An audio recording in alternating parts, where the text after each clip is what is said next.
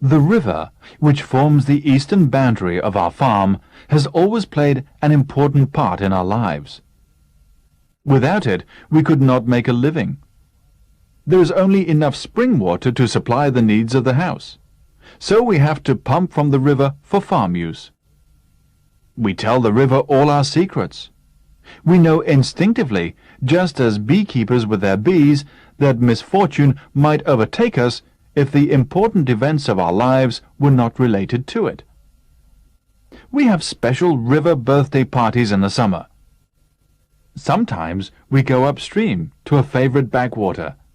Sometimes we have our party at the boathouse, which a predecessor of ours at the farm built in the meadow hard by the deepest pool for swimming and diving. In a heat wave, we choose a midnight birthday party, and that is the most exciting of all. We welcome the seasons by the riverside, crowning the youngest girl with flowers in the spring, holding a summer festival on Midsummer Eve, giving thanks for the harvest in the autumn, and throwing a holy wreath into the current in the winter. After a long period of rain, the river may overflow its banks. This is a rare occurrence, as our climate seldom goes to extremes.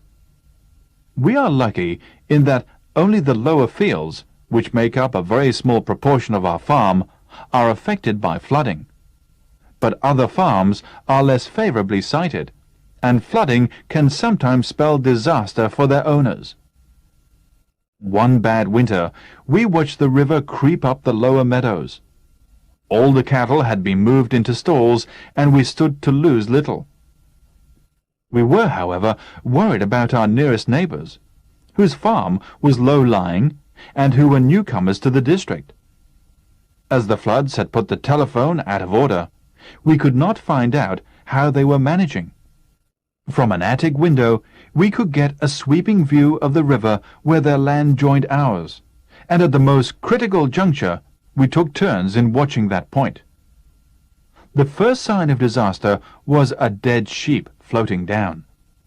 Next came a horse, swimming bravely, but we were afraid that the strength of the current would prevent its landing anywhere before it became exhausted. Suddenly, a raft appeared, looking rather like Noah's Ark, carrying the whole family, a few hens, the dogs, a cat, and a bird in a cage. We realized that they must have become unduly frightened by the rising flood, for their house, which had sound foundations, would have stood stoutly even if it had been almost submerged. The men of our family waded down through our flooded meadows with boat hooks, in the hope of being able to grapple a corner of the raft and pull it out of the current towards our bank. We still think it a miracle that they were able to do so.